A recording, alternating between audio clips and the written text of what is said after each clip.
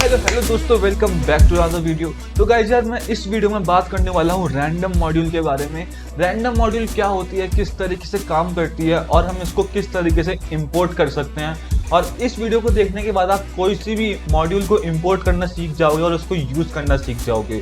तो ये वीडियो सिर्फ रैंडम मॉड्यूल वालों के लिए नहीं है, जिनको भी मॉड्यूल यूज करना सीखना और मॉड्यूल क्या होती है वो ये वीडियो देख सकते हैं। तो फटाफट चलते हैं अपनी कंप्यूटर स्क्रीन पे। तो मॉड्यूल्स आखिर होती क्या है? तो मॉड्यूल्स यार वो कोड होता है जो ऑलरेडी कोडर्स ने लिख दिया होता है और हम उसको यूज कर रहे होते हैं अपनी फाइल में इंपोर्ट करके, ताकि हम कुछ काम बिना कोड लिखे कर सकें। फॉर सपोज मुझे डाइस फेंकने का प्रोग्राम बनाना है, तो डाइस फेंकते हैं तो नंबर्स ऑटोमेटिकली रैंडमली जनरेट होते हैं। तो मुझे रैंडम मॉड्यूल इंपोर्ट करनी पड़ेगी। मैं अगर उस डाइस का कोड लिखने जाऊंगा तो वो बहुत बड़ा हो जाएगा, लेकिन रैंडम मॉड्यूल के जरिए हम रैंडमली उस डाइस के नंबर्स जनरेट कर पाएंगे और वो कोड बहुत छोटा हो जाएगा और हमारी बहुत ज्यादा हेल्प हो रही होगी। तो अगर हमें रैंडम मॉड्यूल को इंपोर्ट करना है तो सबसे पहले हमें लिखना पड़ता है इंपोर्ट रैंडम। इस कोड को लिखने की वजह से हमारी रैंडम मॉड्यूल इंपोर्ट हो जाएगी। अब रैंडम मॉड्यूल के अंदर कुछ बहुत सारे फंक्शंस होते हैं जिसको हम यूज कर रहे होंगे। तो अभी मैं लेके चलता हूं आपको हमारे ब्राउजर के अंदर और इसके अंदर मैं लिखता हूं random module. Random module in Python लिखता हूं, उसके साथ लिख देता हूं मैं W3 schools। दोस्तों मैं यहाँ पे आ चुका हूँ। यहाँ पे बहुत सारे मेथड दे रखे हैं जो कि रैंडम मॉड्यूल के अंदर होते हैं। मेथड्स क्या होते हैं ये हम आगे जाके ऊप्स में सीख रहे होंगे। अभी आप याद रख सकते हो कि ये हमारे काम कराते हैं। ये रैंडम मॉड्यूल के अंदर इनबिल्ट कुछ फीचर्स होते हैं जिनको हम यूज करके अलग अलग चीजें परफॉर्म कर सकते हैं। तो मैं इस वीडियो में बात करने वाला हूँ यार इस रैंड इंट के बारे में। तो ये रैंड इंट क्या करता है, ये एक रैंडम नंबर जनरेट करके देता है एक गिवन रेंज ऑफ नंबर में। फॉर सपोज 1 से लेके 50 के बीच में कोई भी रैंडम नंबर ही जनरेट करके दे रहा होगा हमको।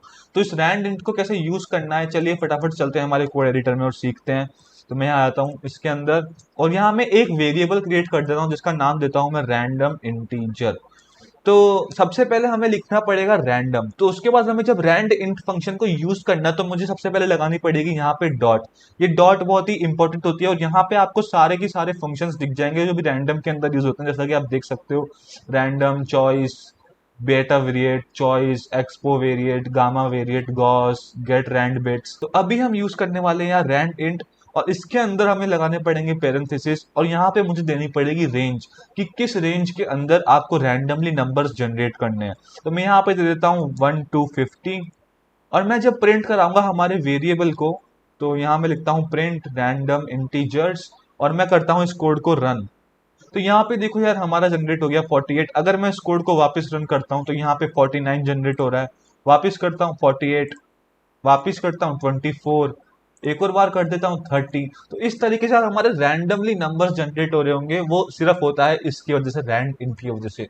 तो सिंटैक्स के अंदर सबसे पहले आता है हमारा यार ये मॉड्यूल का नाम। उसके बाद डॉट लगा के हमें लिखना पड़ता है उस फंक्शन का नाम, कौन सा मेथड आपको यूज करना है। फंक्शन मेथड दोनों सेम ही होते हैं। जब आप ऊप्स पढ़ोगे तो आपको ज्यादा अच्छे से समझ आ रहा होगा। अभी के लिए याद कर लो कि यार एक चीज फंक्शनैलिटी होती है, इसको फंक्शन बोल सकते हैं हम। तो ये रैंड इंट फंक्शन लिखा हमने और उसके अंदर हमें एक यार रेंज स्पेसिफाई करनी होती है कि किस रेंज के अंदर आपको रैंडमली नंबर जनरेट करने हैं। अभी मैंने 1 से लेके 50 तक लिख रखा है। फॉर सपोज मैं 1 से लेके 1000 कर देता हूँ उसको और अगर प्रोग्राम को रन कराता हूँ तो ये हमारा जनरेट हुआ नंबर 252। वापिस रन कराता हूँ 80, वापिस रन करा 96, 270, 718, 100। तो इस तरीके से रैंडमली नंबर्स जनरेट हो रहे होंगे। अब ये काम क्या आते हैं यार, तो फटाफट से हम एक एक्सरसाइज को परफॉर्म करते हैं इसी वीडियो के अंदर। तो हम एक प्रोग्राम बना रहे होंगे, कॉइन टॉसिंग प्रोग्राम, जो बता रहा होगा कि जब भी कॉइन टॉस हो रहा है तो हेड आ रहा है या टेल आ रहा है। तो हेड और टेल्स रैंडमली जनरेट होंगे। तो फटाफट से क्रिएट करते हैं उस प्रोग्राम को। सबसे पहले मैं एक नई फाइल क्रिएट करता हूँ जिसका नाम दे देता हूँ मैं head and tails dot py। इसके अंदर मैं इंपोर्ट कर देता हूँ रैंडम मॉड्यूल को। तो मैं यहाँ एक वेरिएबल क्रिएट करता हूँ यार कॉइन साइड के नाम से। और कॉइन साइड क्या कर रहा होगा यार, कॉइन साइड अब रैंडम मॉड्यूल से रैंडमली इंटीजर जनरेट कर रहा होगा 0 से 1 के बीच में। मतलब रैंडमली या तो 0 आएगा या 1 आएगा। और अब हम यूज कर रहे होंगे इफ और एल्स कंडीशन का, ये जानने के लिए कि हेड आ रहा है या टेल आ रहा है। वो कैसे, आप दिमाग लगाओ। अगर आप सोच सकते हो मेरे दिमाग में क्या चल रहा है तो आप हो प्रोग्रामर, नहीं सोच सकते तब भी आप हो प्रोग्रामर यार। मैं बताता हूँ सॉल्यूशन किस तरीके से हमें करना है यार। तो सबसे पहले मैं लिख देता हूँ यहाँ पे इफ, उसके बाद मैं लिखता हूँ कॉइन साइड। हमें 2 बार इक्वल लगाना पड़ेगा, याद रखना 2 बार जब इक्वल लगा था, तो हम कंपेयर कर रहे थे दो वैल्यूज को।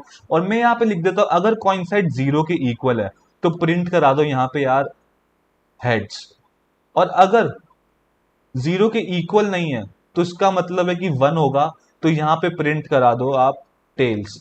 तो यहाँ पे यार देखो 50-50% प्रोबेबिलिटी हो जाएगी, या तो 0 आएगा या 1 आएगा जब हम रैंडमली इंटीजर्स को जनरेट कर रहे होंगे। तो अगर 0 आता है तो हमारा हेड्स प्रिंट हो रहा होगा, लेकिन अगर 0 नहीं आता तो इसका मतलब सिर्फ 1 ही आएगा, तो यहाँ पे हमारा टेल्स प्रिंट हो रहा होगा।